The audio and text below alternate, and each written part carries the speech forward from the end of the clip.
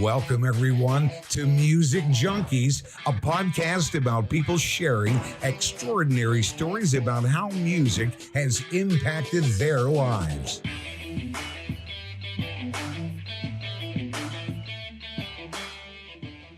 Welcome, everyone, to Music Junkies. I'm your host, Annette Smith, and we got hip-hop artists, radio personnel coming from California.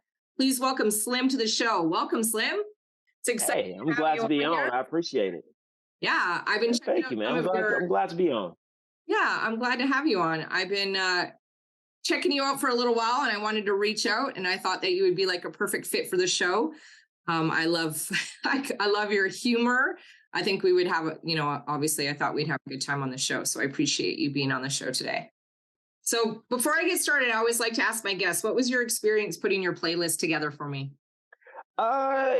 My experience was, I was like, which ones have good stories or that have stories behind them? Because some songs don't have no stories behind them. You just go inside there and you just record and be like, whatever comes. But others, you really think about who's going to be on it, what type of vibe you want to have, and all that other good stuff. So that was my mindset of trying to figure out which ones really was like I put thought into them. Yeah. Was it hard to pick 10? Yeah. Oh yeah, for sure. Definitely hard to pick 10. Yeah. It was. Yeah. Were you going down a little bit of a rabbit hole, or were you like, okay, I'm just going to keep this side of things? It was like, you get like 15, then you're like, oh, I got to take away 5. Then you're like, should I take away this one or this one? No, but this one was this, you know what I mean? So then you got to be like, forget it. Let's just, these are on the chopping block, like you just got to do it. That's right. Yeah. We're going to start with your first song. Are you ready? Okay. Apple Watch Rolex got it custom. Girl tripping, so I flew out to London. You can keep your king dish. I'm just so don't share it. It's your secret. So I'm assuming there's going to be a good story behind this one. This one was, the story for this one was actually, it's pretty cool because the people that's on the track, one dude's from Spain, right? And the other dude, he's my homie. And the other one is a Ghanaian from Ghana. So I wanted this one to be a world multicultural type of vibe song to it. So and that's what I did, right? So I just reached out to different people from across the globe, to make this a global song and a global vibe and a global sound. So you got the Latino vibe on it, you got the African vibe on it, and you got the Black American hip hop vibe on it, and you put it all into one, and it came out to be that track. And when it came out, I was like, yo, this is really dope because you got so many different cultures, just different Black cultures, you know what I mean? With the dude from Ghana, myself from America, different Latino countries, right? Like cultures with the from Spain and from just America, but American Latinos, you know what I mean? So it rocked very well. So yeah. That one that's the one, man. I really like that one. That's the one right there. So when you're like designing the song and all of you are kind of putting your own 2 cents in, are you really open to hearing other people's opinion when you are dealing with your music, or are you kind of like, no, I want it like this. This is how I want it. I don't really want to change it. No. I mean, to an extent, right? Like, so I'm not going to be like somebody just like, trash the whole song. Like, no, but I'm always open for people's opinions to make things better. Just the other day, I was just in the studio with the homie Coach Flip. And I was rapping my verse, and then they stopped, and they're like, hey, man, it kind of sounds like you're reading it. You need to put a little bit more swag into it. I was like, okay, for sure. Yeah, I'm going to put some more swag into it. You know what I mean? So, constructive criticism is always good. You know what I mean? If it's in a point to try to make the song better, right? Like, it's different from just saying, like, yo, that's trash, and not telling me why it's trash. Like, tell me what's wrong with it so I could go and try to fix it. You know what I mean? That's not constructive criticism. You're just criticizing. You're just being mean, bro. Like, don't be mean. Right? Like, help me out. Do you remember the first time you ever rapped, or were you? Oh yeah, no, I definitely remember the first time I ever rapped. I remember my first rhyme too. Oh, I forgot what grade I was in, but my backstory to that, because my at that time, still one of my favorite rappers was Warren G, and Warren G just came out with Regulators. And I was like, that was like my song. I love that song. Still love that song to this day, right? Still a classic song, one of the best ever, in my opinion. So my real name's Albert Parnell. So my rap name at that time when I was a kid, it was Albert P because of Warren G. So my first rhyme was, my name's Albert P, the dope MC, the one that's kicking dope rhymes daily. That was it right there. That was my rhyme. How old were you? Man, I don't know. When did that song come out? Were you in elementary or were you like? I was for sure in elementary, like early elementary. Man, I was probably like first grade, maybe second. Wow. Yeah, I was young. Did you feel like your rapping skills picked up the ladies in elementary? No, nobody care about that. Not at all, man. My rapping skills never picked up the ladies, right? My rapping skills always was just I did it literally because I liked it and I loved it. You know what I mean? Like I used to be a battle rapper, like going to different high schools. When I was in high school, I go to different high schools and battle people. I only lost one time. I still remember George Negretti. Negretti killed me, whooped me. Oh man, that was my only loss. And that's still in my head. it's still in my head. But no, I used to like hip hop is like in my veins. So like I used to really be like a backpack rapper, and I still am like at heart. But I grew out of that phase because like backpack rapping is nothing but dudes, and I don't like to be around nothing but dudes. Like I do like the ladies, so like I wanted to do stuff that would get ladies around me, like music that women could vibe to, right? Like that's why, Don't Share It's a Secret, like that's a song that women could vibe to. Like I got a lot of party and dance anthems and stuff like that women could vibe to. So that's what I really try to go to, because I'm like, I'd rather be around 100 women than 100 men. Like man, I'm not trying to be in a packed like you go to those rap battles, it's just packed with dudes, and there's 100 dudes behind you. I'm like, I don't need y'all affirmations. I don't care what y'all think. You know what I mean? Like 100 dudes could say what I'm wearing is ugly, and if 10 women say that it looks good, I'm going to keep wearing it. That's right. I'm doing this stuff for the ladies' attentions, not for theirs. So that's how I was with my rapping. I never did it for the ladies, but I did it for myself. But after a while, I was like, let me do something, not to get ladies' attentions, just to get the ladies, right? Just for y'all. That's right. I love it. All right, next song. I like it. When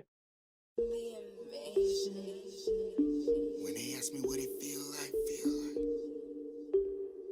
to be that nigga. They ask me what it feel like. Yes. I'm sick. I'm sick. Yes. This one's a dope one, right? This is with Sage the Gemini coming out of the Bay. He produced it. He also is on the verse too. And my homie Jay Swift, which is out of the Bay too. And that's my boy. Jay Swift is my homie. So when I got this verse, I was like, I want somebody else on it, and I had to have Jay Swift on it, because Jay Swift, I've been rocking with Jay Swift for a minute. He's been holding me down for a minute. I've been holding him down. Like, I think he's probably the most underrated rapper out there. He should be way bigger than what he is right now, because he is truly a star. His rhymes are impeccable. He is just, he could come up with stuff like this. Like, he's just a dope dude. So when I got this, I had to hit him up. He did the hook on it, so he came up with the hook.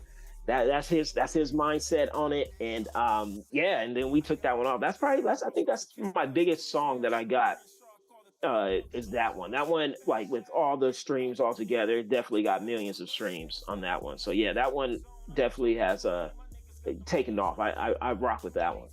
Yeah. So when you were starting out, did you just always want to just kind of move forward, and obviously be an artist, or was it something that you were just kind of playing around with and somebody encouraged you, hey, you should maybe take this pretty seriously? No, I always wanted to do it. I mean, let me think. I knew that I was good. I knew I was dope, but I never knew how to do it. So I went to college, And when I went to college, there's this dude named Dalek, who y'all need to check him out. Dalek's dope. He's a spoken word artist. He's a hip hop artist. He's a thespian. He does everything, right? Like he acts, he raps, he does poetry, he does it all. Dalek, check him out. He's really dope. But Dalek, we went to college together, and I saw him, and he was rapping at the time too. And I saw him pushing his stuff, and he was getting names and getting on the radio and all that other good stuff. And I was all like, oh, so there is a way to do this without being like in LA or being in New York or something like that, right? Because we're both just out here in Sacramento. And he was getting a name for himself. So I was like, yo, maybe this is something that I could do. So I started pushing it in college. And then college, it was just more like for fun, you know, let's see where this thing could go. I graduated college. I kind of put it off on the side, started working and stuff. Didn't really like that. I was like, no, let me get back into my element.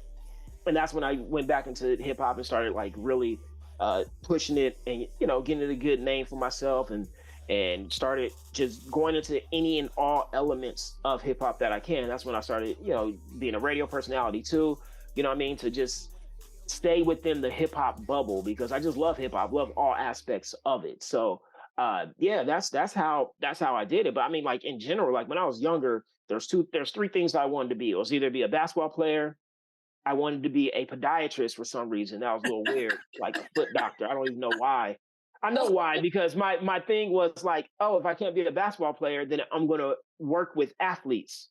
And every athlete messes up their feet. So I'm going to be a foot doctor so I can still be in them, like in the in the rap world. I mean, in the circle, in the athlete circle, you know what I mean?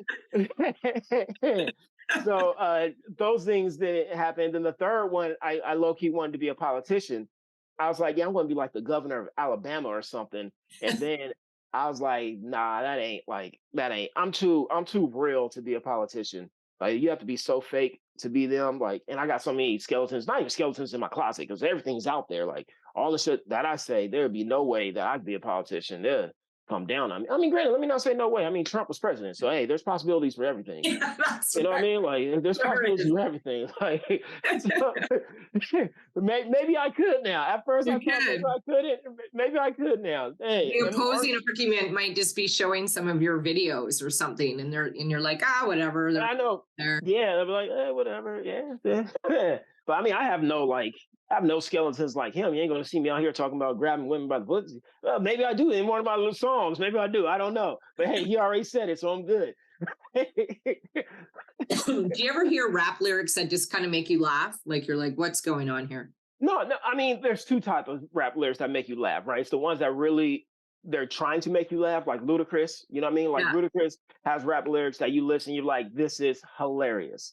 And then you have rap lyrics where the people are rapping and you're like, oh, you're really serious.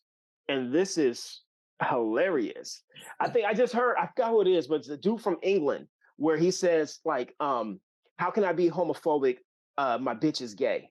And I was like, oh Lord, I don't know if you're trying to be hilarious or not, but that is actually funny. I was like, and that's how he started the song. And that's what made it so funny. It's not like it's in the middle of the song. No, he comes straight off, not even a hook. It just bam. How can I be homophobic? My bitch is gay. I was like, okay, my man. All right, respect to you. I'm not sure that's the type of ally they want, but hey. That's hilarious. Are you a big encourager when somebody, comes up to you and maybe wants you to listen to their rhymes and rap with you? Are you like... Yeah, I'm not one. I work with any and everybody. And the thing about me that I like to pride myself on is that I think I bring the best out of anybody that hops on the track with me because I got an ear for what I know people are going to sound good on. So I'm never going to, like, if somebody does a song with me, I'm never going to put them on a track that I know is not really in their element and is not going to bring out the best of their rhyme skills and stuff like that, because I want everybody to excel and exceed when they rhyme me, man. Like, everybody needs to shine. And I'm going to make sure that you're put in the best position to shine one way or the other, So, yeah, I have no problem with that. And anybody that wants me on a song, like, I don't even charge nothing. I don't do any of that stuff because I don't believe in that, man. I think hip hop is one of those things that you help out each other. You know what I mean? Like, I do a verse for you. You do a verse for me. If any of this stuff pops off, it doesn't matter. That means we're all popping off and we're all going to be eating from it. So it's all good. You know, like Yeah. I ain't trying to, I ain't trying to Great way to tax, live. I like that. That's a I ain't great. trying to tax nobody. That ain't Yeah, why. Eh. I agree. All right, next song. All right. I like this one.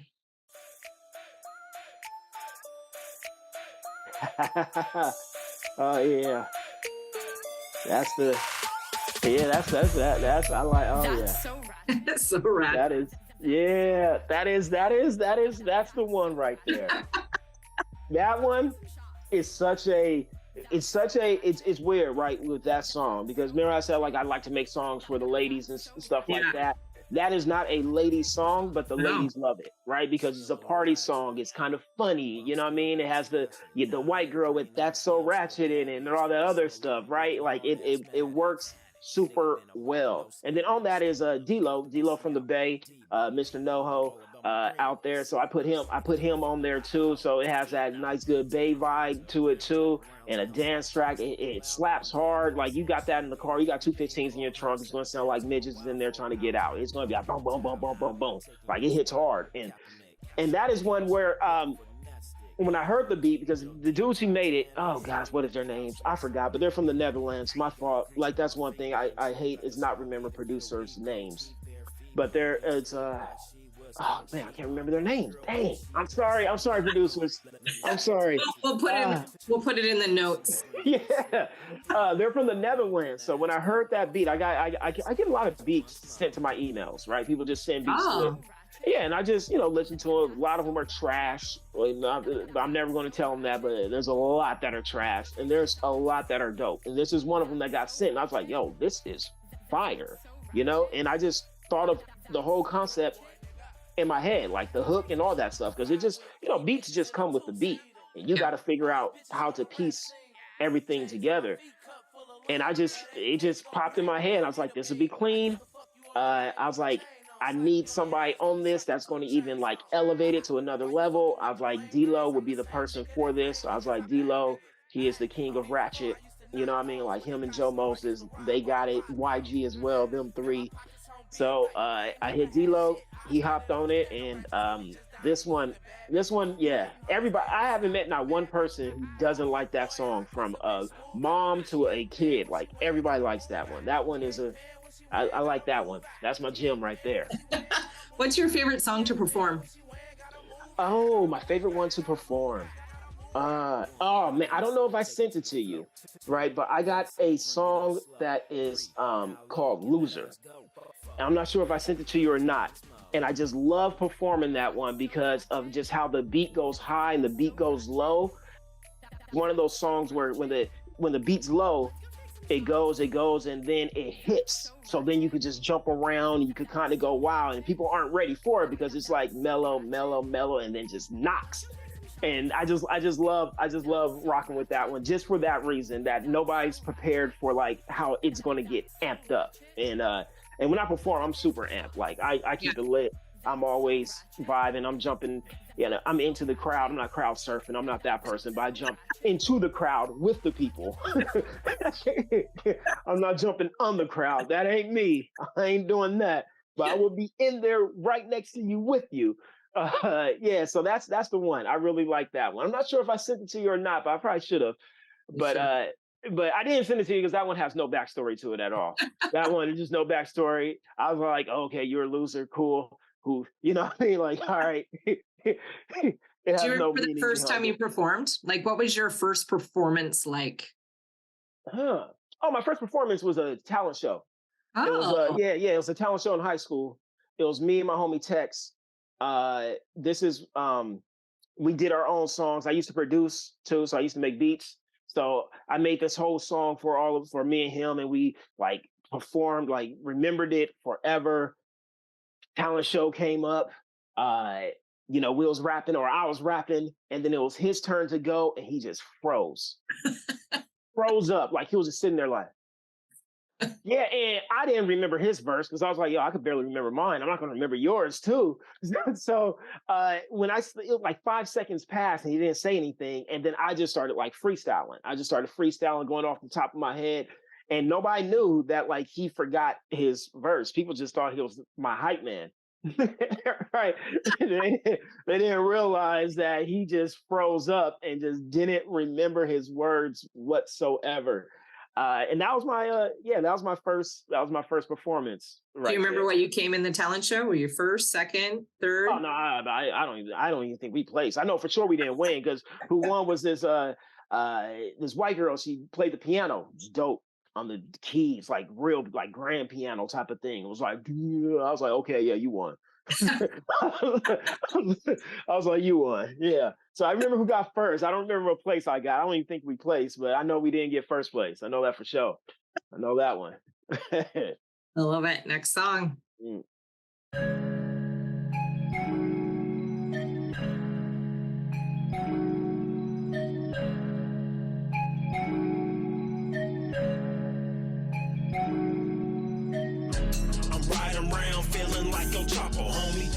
These girls got me feeling like El Chapo, homie. El Chapo. Oh, El Chapo. Oh, yes. This one with Aaron Homobono from Mexico. He's from Monterrey, Mexico. Yeah. So with this one, I heard the beat and I was like, this is a gangsta vibe beat, but not too gangsta, right? And I was with my brothers T Hooks and Rosebud, and we was listening to the song, and I was like, man, I'm trying to think like what would be good. They was like, man, this got that like Mexican mafia feel to it, right? They're saying, I was like, yeah, it got some El Chapo stuff to it, doesn't it? I was like, yeah. But the thing about it was when I was making this song, like this song is a part of my album International Slimm. Boss Music 3 and Boss Music 3 International Slimm, like the whole thing is that it's having people from all over the world on the album. So everybody on the song is from a different country, right? So like whether it's the producer or somebody singing or somebody rapping, so I always got somebody from different countries. That's why it's called International Slimm, because I'm international. So for this one, I was like, yo, this El Chapo is dope.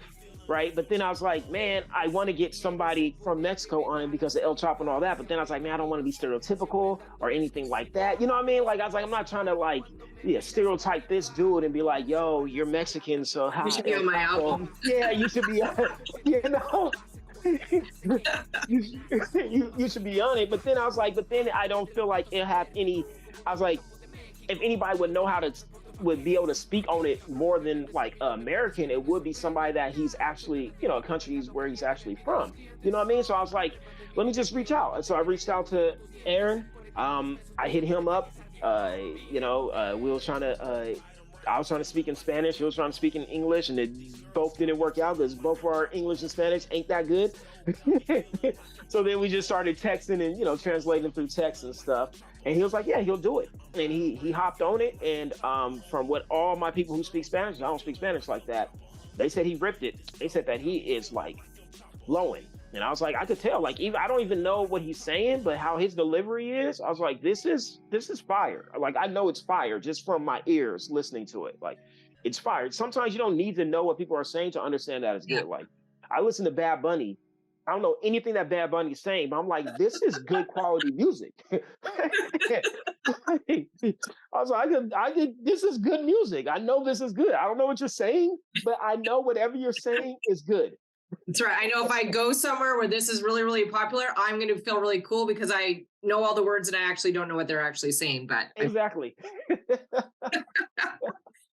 So do you have any pet peeves? Things that drive you crazy? Things that drive me crazy. I really don't. I'm trying to think. There's nothing that actually drives me crazy. No slow drivers or.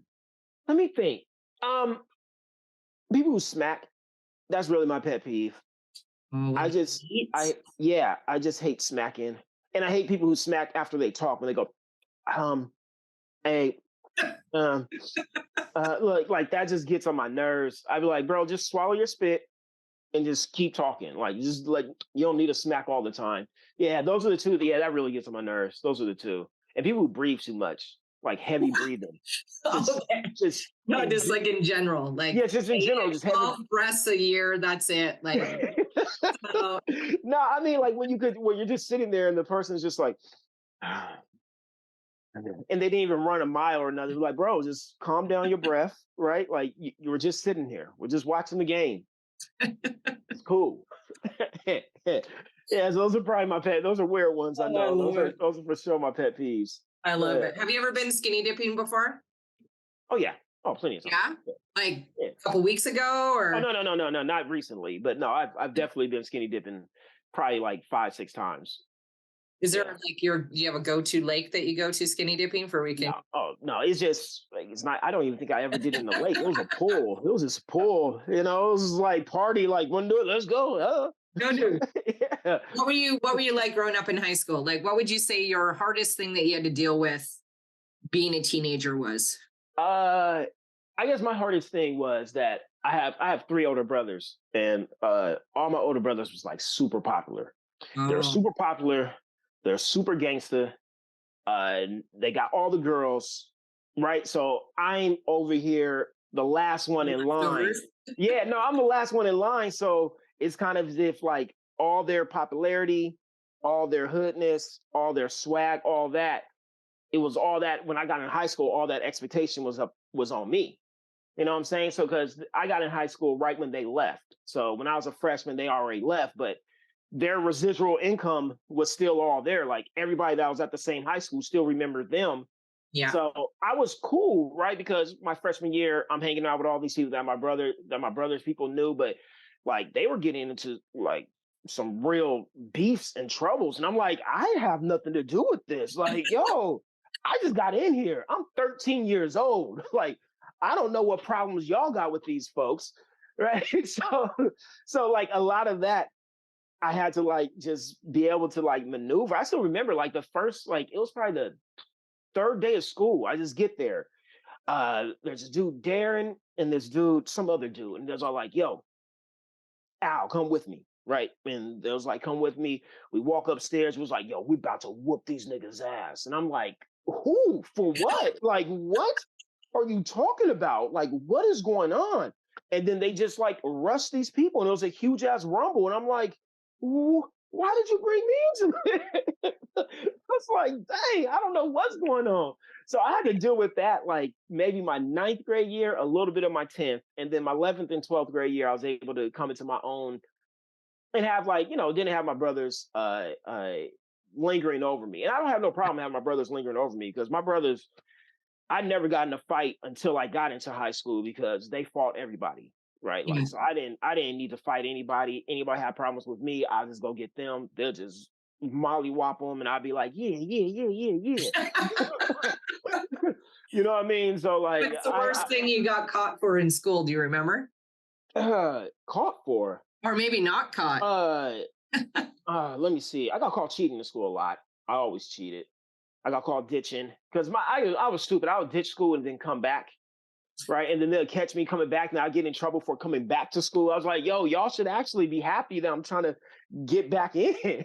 Like, I'm trying to go back to math class. Like, I'm excited about I skipped English, but I'm here for math. Like y'all should be glad. I could be gone. Like I'm still trying to do something with my life here. Man, I did get in this is a crazy story. So hopefully we got time for this. No, I love it. So I got in a hit and run when I was in high school. And I didn't even get caught. But when I was in high school, I was driving dirty. I had no license. I had a car that I bought on my own. It had no insurance, no registration, no nothing, right? So I'm just like 14 years old whipping. And my parents didn't care. My parents was like, if you don't get caught, it's cool. You get caught, you ain't driving ever again, right? Like it's up to you. You take this risk. So I took the risk, man. So I'm hopping everybody in my car. It's after school. Everybody's packing in. I'm like pulling out and I just run into a minivan. Like I bump into the back of it. Bam. And I'm like, oh, shit. I was like, I got no license, no insurance, no tags. I'm driving dirty, like 100%. I was like, what do I do? So I just skirted off. I was just gone. And this minivan started chasing me. Like it was a high-speed chase. We're going through alleys. We're going through streets. There was like building houses at that time. So I'm going through construction zones. And this like woman is on me. And I have an 89 Buick Skylark at this time. So it's not even like a good car. And I lose her. And I still remember this. I park at this park and I go in the front of my car like, oh man, did I mess up my car? And then I look in the front and I see this woman just like pull out this street. And then we like lock eyes and she just stops and just like comes right after me. And I'm doing some like Hawaii 5-0 slide over my hood, hop in my car, dip out again. I go, man, and then I go into a cul-de-sac, which sucks, right? So like it's a circle street. So now I got to turn around. I'm like, yo, I was like, somebody's going to die tonight because I played chicken with her. I was like, I'm running into you or you're going to move out the way. One of the two. So I just gassed it and went just straight at her. And she turned out the way. And then like I saw her with like a notepad and a pen. It was like trying to write down my life. I was like, who has a notepad and a pen in their car? But obviously she did. So I lose her. I get home. I drop all my homies off. I get home and I'm just like scared, nervous, heart pounding. I'm standing by the phone, making sure like anybody calls, I answer it. Right. I'm thinking it's the police. My pops comes downstairs and he says this simple words. He just says, how was your day? And in my head, I'm like, oh, this motherfucker knows. He knows. He's playing mind games with me. He knows. He just wants to know if I'm going to lie. like he already knows. I was like, he never asked me how my day was. He never does. He never even come downstairs. So it's like, this dude is playing with me. So I still lie, obviously, right? You lie until you get caught. Yeah. So I lie. I say nothing happens. He goes, okay, cool. Then he just goes right back upstairs. I'm like, oh, good. And then for like the whole rest of the year, I didn't drive at all. And my mom was like, yo, why aren't you driving? I was like, gas is too much. My little job on the weekend is just not paying that much for the gas. And she was like, all right. And I was like, cool, I'll just catch the bus. So for the rest of the year, I caught the bus, didn't even drive because I was like, I ain't trying to see that woman again. She's hanging out waiting for you. Yeah. That's awesome. Right, next song. All right.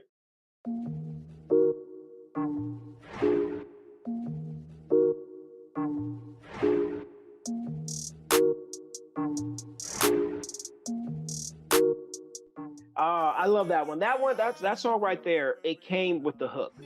So I got that beat. They came with that hook, and I was like, this is just raw. I was like, I love this sound, right? I was like, I love what he's talking about. I loved everything. And this one was more so, I did this song with a video in mind. So if you check out the video, which is one of my dopest videos that I like, it's all about like,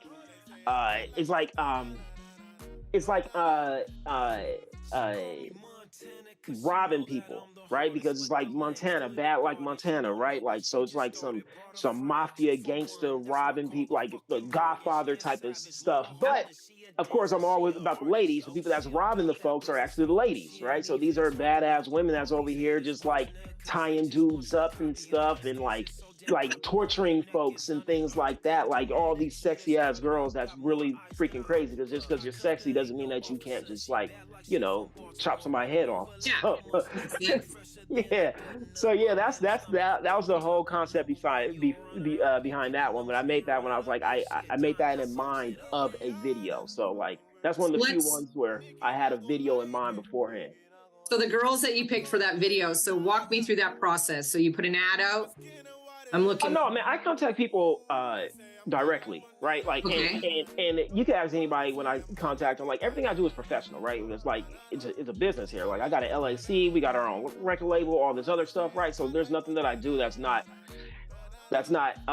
professional. So I just hit them up like, hey, I'm looking for a few ladies for a video shoot. If you're interested, let me know. It's a paid shoot. Like everybody gets paid. And stuff. Oh, it's too bad you didn't have like an ad and then all these beautiful ladies could come in and you'd be like, well, you'd be great. Yeah, I like to handpick.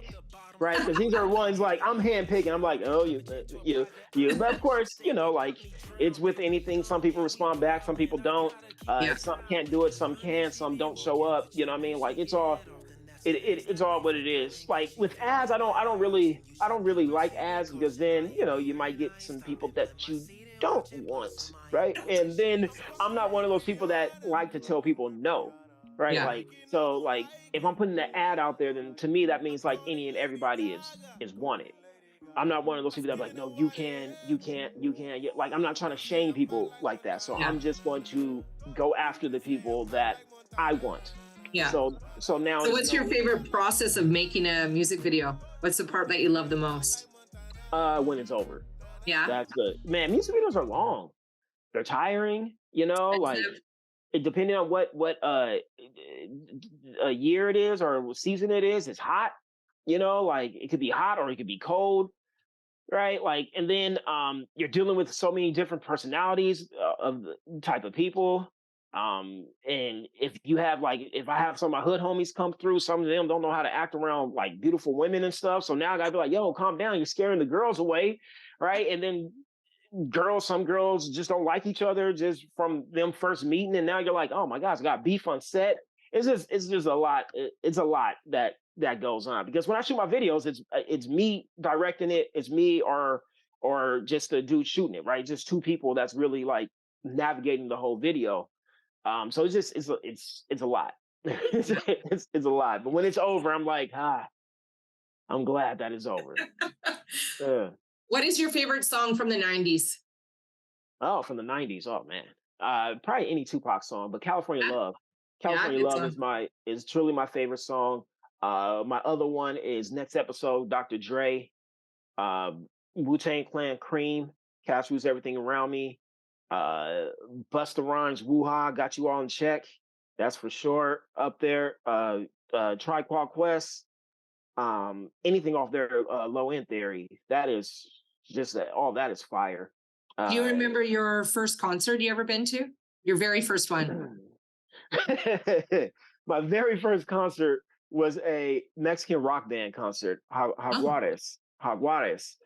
A dude at my high school won a free concert from calling into one of those Mexican rock radio stations, and they came to our high school and performed, and it was like packed.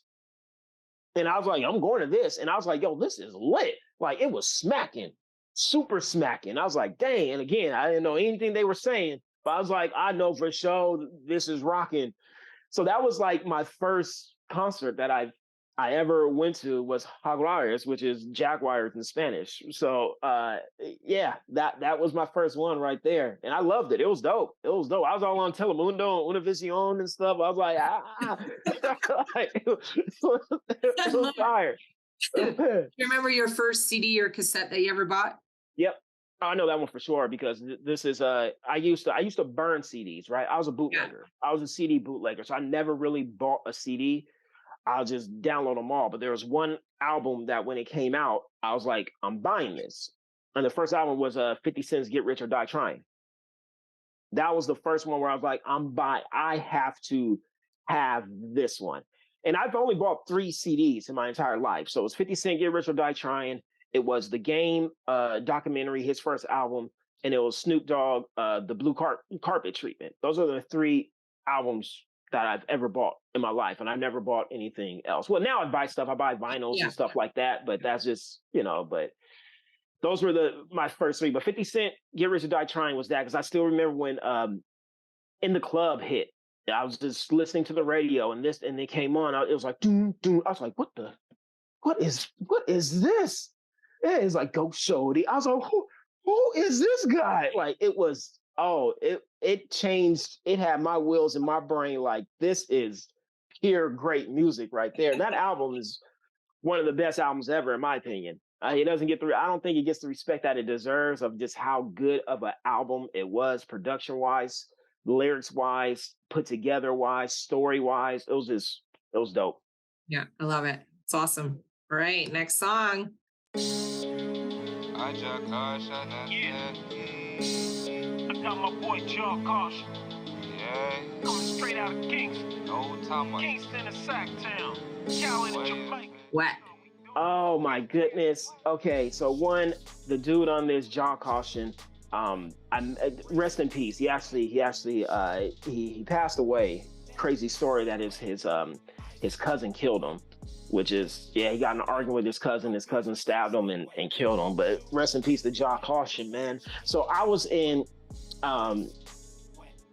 Negril, Jamaica. Me and wifey out there vacationing, having a good time. we're just walking down the street and stuff. And where we were at, like across, there's a line of hotels, resort hotels, and across the street is just houses, like where people actually live. And they turn their front of their house into a bar to get tourists. So instead of paying like, $5 for a beer at your resort, you go across the street, you get a beer for $1.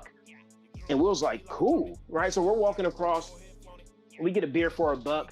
We're sitting down drinking our beer. This dude comes up, O'Shane, shouts out to O'Shane, who's out there in the grill as well.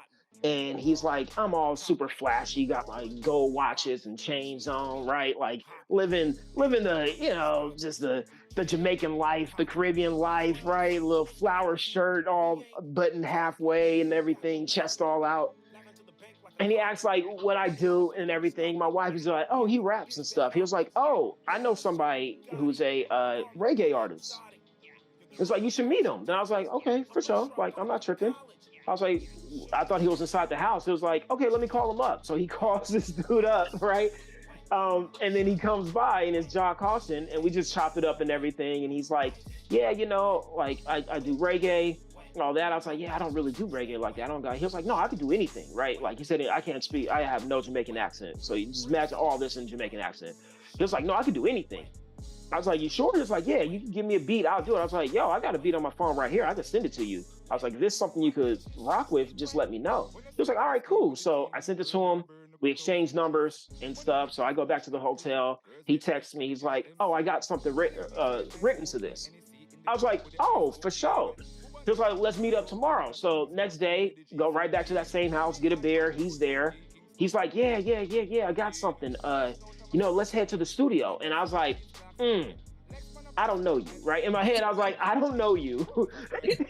I'm not just going to just head to a studio with somebody that I just met. Right? I was like, I know I'm from the hood. Like, you just don't do that. So I was like, I threw him off for like 2 days. I was like, nah, they can't do it. But every day we were kicking it. And then probably like the third day, I was like, all right, yeah, let's hit the studio. You know what I mean? I was like, let's do this. And we hopped in a car. He called up his homie. We hopped in the car. Me, wifey went down like what he called the real Negril, right? And like this was like shanty towns. Like this houses was like it was really not the resort. It was just shacks and all this other stuff. And we pull up to this shack, and it's the studio. So they're like, yeah, when Akon comes here, this is where he records, right? He was like, this is where, who's that? I forgot the other Jamaican artist out there. But there's other Jamaican artists that he was saying that goes, Akon's not Jamaican, but other Jamaican artists. Yeah, other Jamaican artists, Elephant Man, sorry, there we go. There's like Elephant Man, he comes out there, and Hussein Bolt, they said he recorded some songs out there. I was like, the track star? They was like, yeah.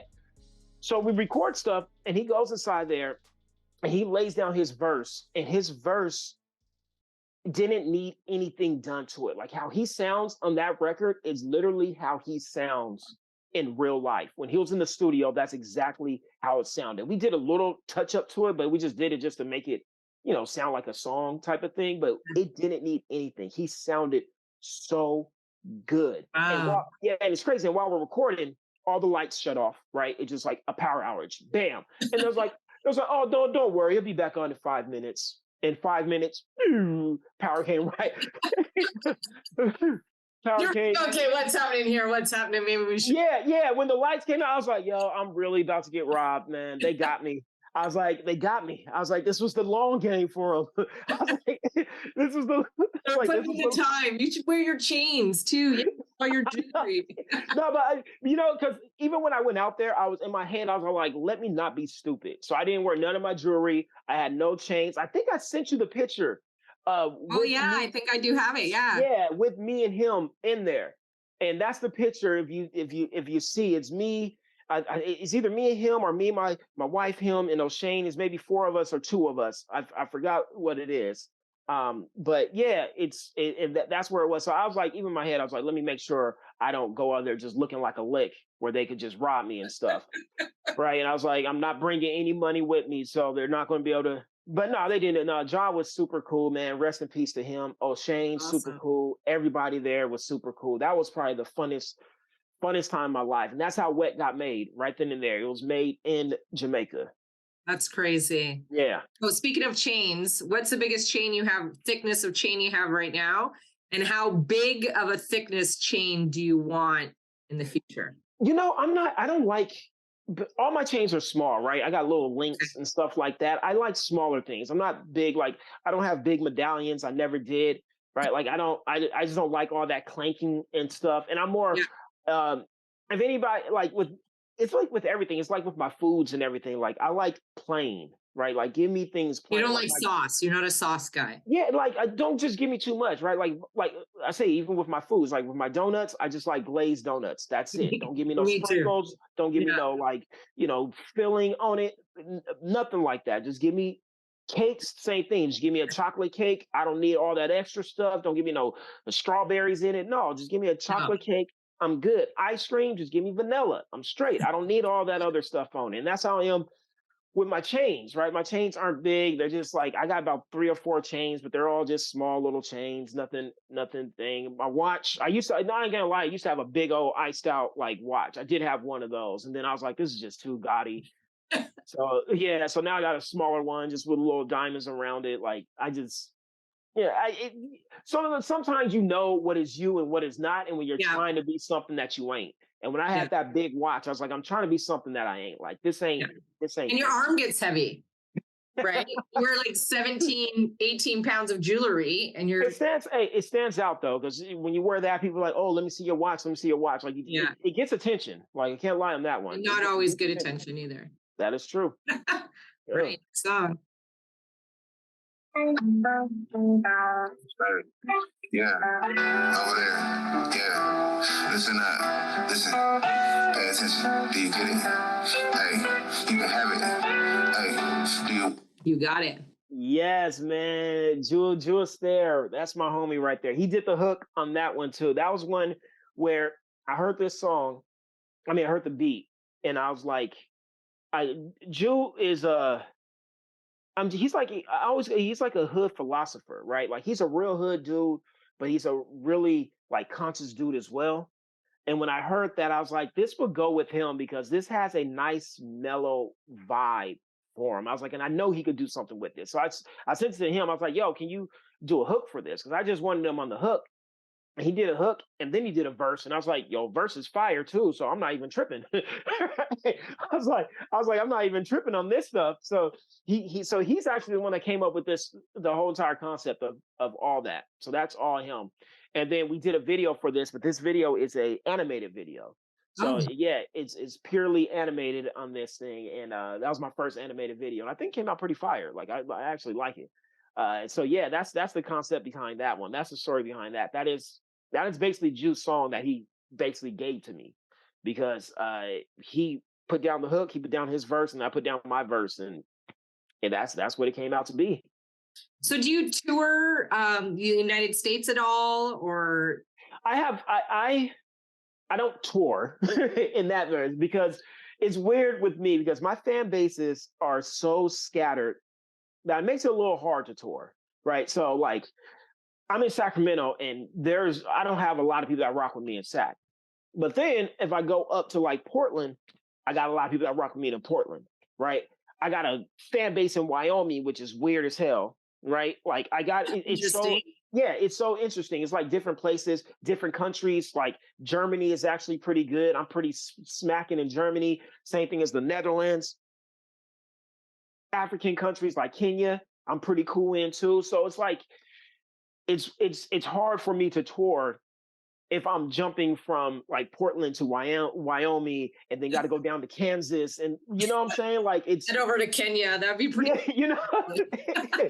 So it's hard. So I've done shows in Portland, done shows in Seattle, all over California, right? So I usually just go where people want me at. So people hit me up, be like, hey, can you come out here to Arizona? I'm like, yeah. Can you come out in Vegas, Reno? Yeah, I'll do that stuff, right?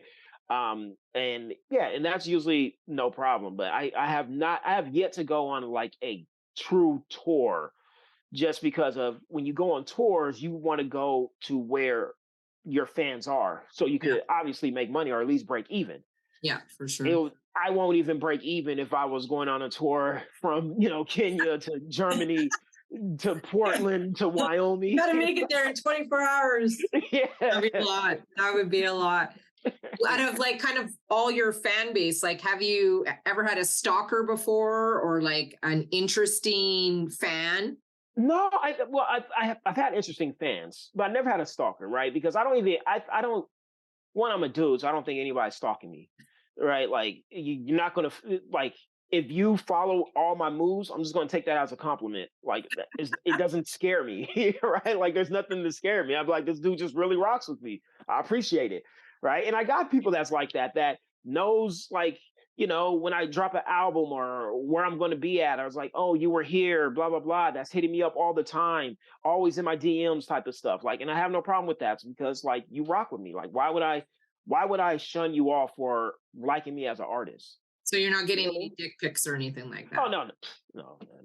That ain't happening. No, I ain't getting none of that. See, that's different stalker. See, that's what y'all have to worry about, right? Like, that's why I said I'm a dude. Like, so stalker status on me is just a guy that's always hitting me up like, hey, man, what you doing? How's your day going? I love the music, right? Like, that's what I get. Yeah. That's awesome. I love it. Okay, next song.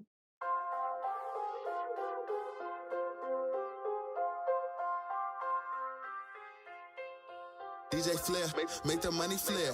Yeah, I tell her pop a pussy on the table. She get with it for a young if you ain't know. Shake it, bitch, drop it to you. Oh, chill. I love it. Oh, yeah, man. So that's with the homie Dino and the homie Prophecy. So Dino's on the hook. And when I heard this song, I was like, somebody else was singing the hook. And I was like, I need Dino on the hook. I was like, this is his vibe. This is him. He rocks with it. Out here in South Sac, Dino, check him out because he is really freaking talented. Like true talent. You think he'd be on the show? Like, you think he'd be open to being on the show? Yeah, for sure he'll be open to be on the show. Yeah, definitely. Just tell him that I recommend too, because no, he is like, there's so many people that I rock with that should be way bigger than what they are. And Dino's one of them. Like, he should be a star. Like I said, Jay Swift should for sure be a star.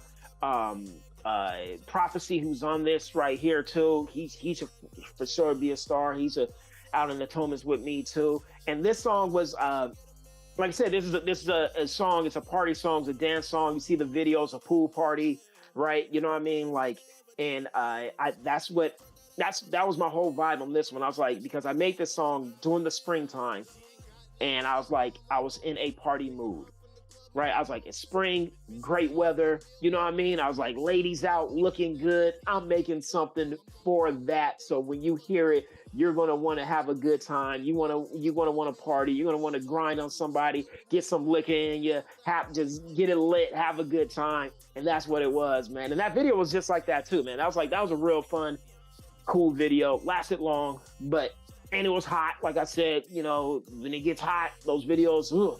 But it was still fun. It was a whole lot of fun. So yeah, that is the one. Shouts out Dino. Shouts out Prophecy. I love it. Hopefully them. Yeah. So you're married, children? Yeah, 2 of them. Okay. 2 kids. What is something that your kids have taught you? Patience. It taught me patience, and also the kids taught me to. I mean, once when I had my kids, it taught me to put. It made me selfless, right? Like at first I was selfish, right? Because everything just was about me. I had nothing else to worry about. It was like whatever I do. But now it's like whatever I do affects them. You know what I'm saying? So now I got to move different. I got to think different. I got to spend my money differently. You know what I mean? I got to invest differently. I can't just be frivolous with my money. You know what I mean? So every single thing I got to, even just the way that I act, right, around them, I got to act differently around them because, when you have kids, 50% of it is you teaching them and the other 50% is them observing you. You know what I mean? So, there's nonverbal education that you're doing with your kids every single day just by you waking up and playing with them and walking around and just talking to other people, and they notice that. You know what I'm saying? So that's what really kids taught me, is just be aware of who I am and be the best person of who I can be, and it's for them. So yeah, that's what it taught me. What did your parents teach you? My mom always taught me to never dumb myself down. right? I'm a smart dude. Like I know that. Like I'm most people I'm smarter than, and I have no problem with saying that. Most people I come across, I know I'm smarter than them. Most people don't think that I am. You know what I mean? Just because of the route that I'm in. But I know that I'm highly educated. I know that I'm not just street smart, that I'm book smart, so nobody's going to be able to get over me. So I'm never dumbing down myself for anybody, and I'm never changing who I am. That's that's what my mom taught me. My pops always told me to be a man of your own. You know what I mean? Be a man of your word. Don't let anybody belittle you, but always show people respect. You know what I mean? And that's what I got. That's what I got from my parents, and I live my life on that stuff, right? So I make sure that I have no problem saying that I'm a smart dude, and I have no problem showing respect to others, but I don't let nobody disrespect me neither, because I'm a man. So, but as a man, you can still show respect, and that's one thing that I think that people don't get, is that you don't have to always push people away. You could show people love and still be a man. There's nothing wrong with that. You know what I mean? You know what I mean? Like, you see me showing love to my homies all the time, talking about Dino and Jay Swift and Prophecy and all these folks, right? Like Jew Astaire, like all these people, right? Like I'm sending you songs with other people featured on it, because those are my homies and those are my boys, and I want them to shine just like me.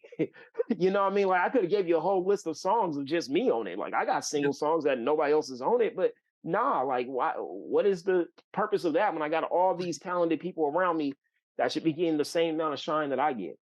I 100% agree. I love that you said that. It's so important to be humble and to be yourself and be authentic. And I feel like in the world that we live in, it's very rare that you run into people like that.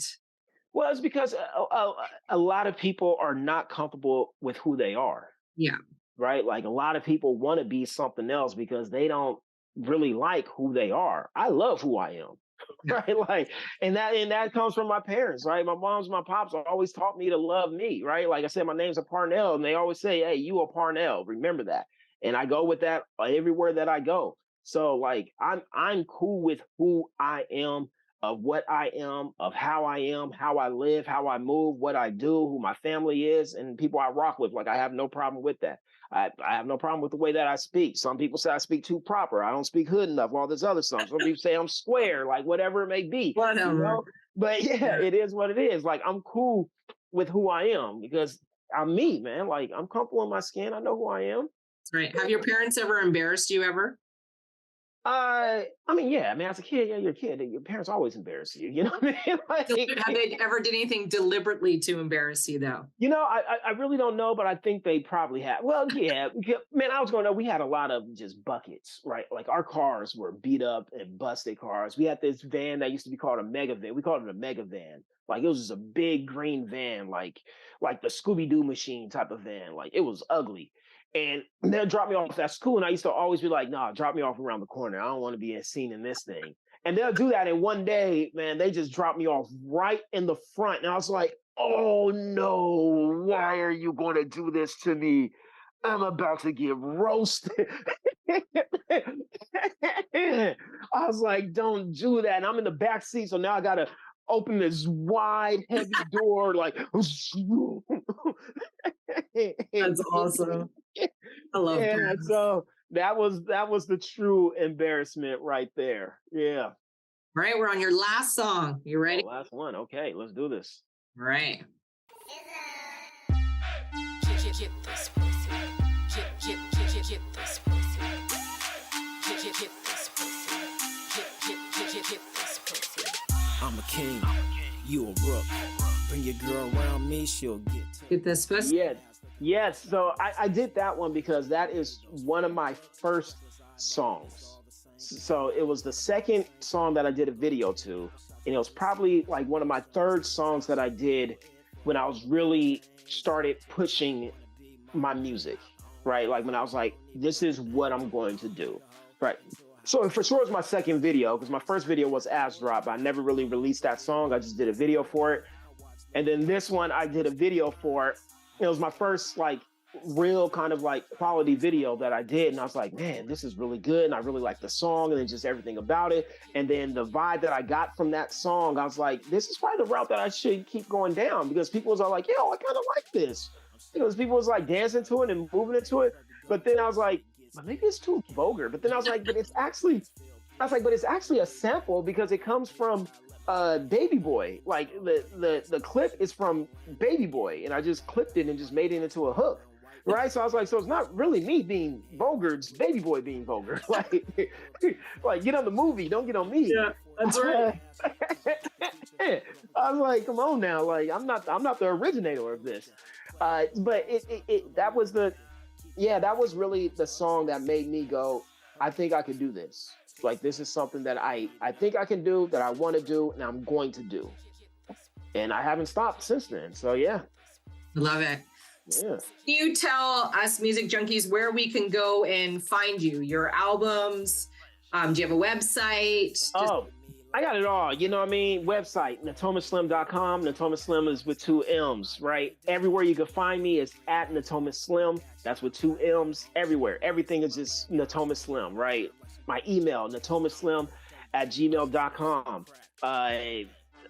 Instagram, Twitter, Facebook, Snapchat, TikTok, YouTube, all that, at Natomas Slimm with 2 M's, all of it. So it's very simple. It's very easy. You ain't got to go hard, right? Like you don't have to be like the real Natomas Slimm or Natomas Slimm music. None of that. It's just at Natomas Slimm with 2 M's. And you just put into Google too, and all that stuff will pop up too. Yeah.